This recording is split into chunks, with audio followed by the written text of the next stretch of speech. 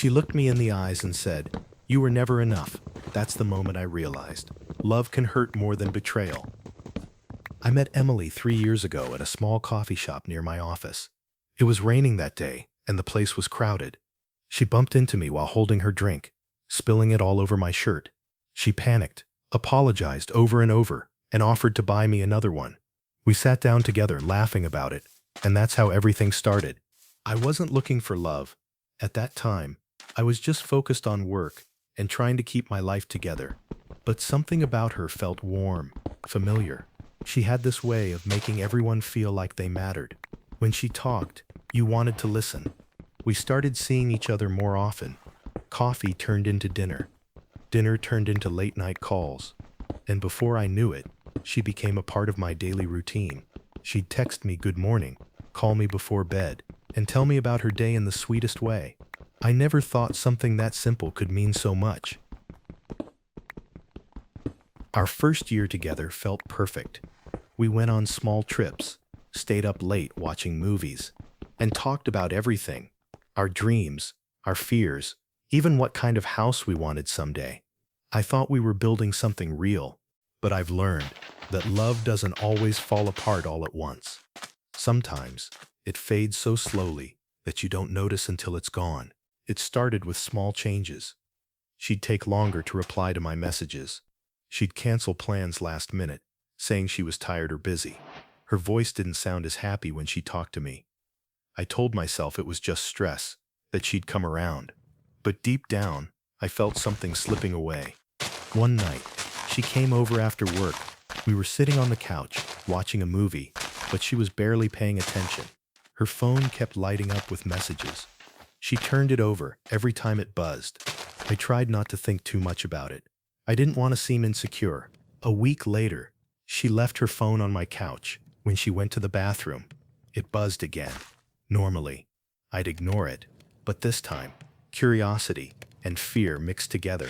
The message said, "Last night was amazing. Can't wait to see you again." It was from a guy named Ryan. I froze. It felt like every sound in the room disappeared. When she came back, I handed her the phone. I didn't say a word. Her face turned pale. She looked at the screen, then at me, and whispered, "I didn't mean for you to find out like this." That sentence broke me. Not because she cheated, but because it sounded like she had already accepted it.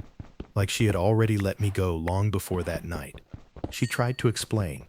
She said she felt distant, that I'd been working too much, that she was confused. I wanted to believe her. I wanted to think there was still something left to fix. But the look in her eyes said otherwise. She wasn't sorry for what she did. She was sorry I found out. I didn't yell. I didn't beg. I just stood there, realizing the person I loved wasn't mine anymore. When she left that night, she took more than her things. She took the version of me that believed love was enough. The next few weeks were a blur. Every morning, I'd wake up expecting a text from her. Every night, I'd replay every moment, wondering where I went wrong. Was I too distant, too quiet, too boring? It's scary how fast love turns into self-blame. Her stuff was still in my apartment. Her toothbrush by the sink. Her hoodie hanging on the chair. I couldn't bring myself to throw them away. It felt like if I kept them, maybe she'd come back. But she never did. Months passed.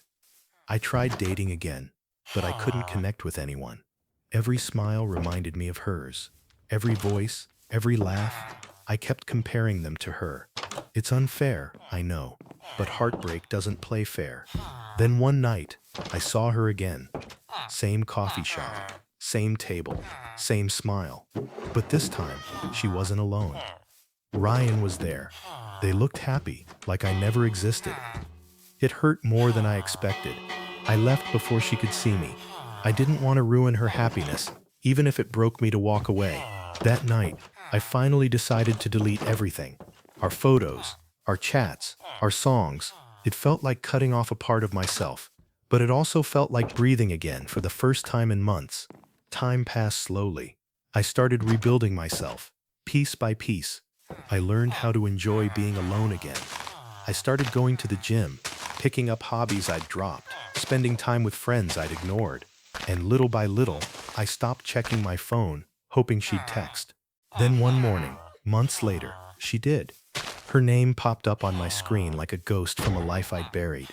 Hey, I just wanted to say I'm sorry for how I ended things. I hope you're doing okay. I stared at that message for a long time. Part of me wanted to ignore it. Part of me wanted to ask why. But instead, I just replied, I'm okay, thank you. Because I was. For the first time in a long time, I was genuinely okay. People think heartbreak ends when you stop crying, but it really ends when you stop waiting. When you realize they're no longer the person you loved, and that's fine. I don't hate her. She taught me how deeply I can love, even when it hurts. She taught me that love without honesty is just comfort in disguise. And she taught me that losing someone doesn't mean losing yourself. Now, when I pass that coffee shop, I still remember her, but it doesn't ache anymore. It just reminds me of a chapter that ended, one that shaped who I am now. Really ends when you stop waiting. When you realize they're no longer the person you loved, and that's fine. I don't hate her. She taught me how deeply I can love, even when it hurts. She taught me that love without honesty is just comfort in disguise. And she taught me that losing someone doesn't mean losing yourself. Now, when I pass that coffee shop, I still remember her, but it doesn't ache anymore. It just reminds me of a chapter that ended, one that shaped who I am now. She looked me in the eyes and said, "You were never enough." That's the moment I realized. Love can hurt more than betrayal.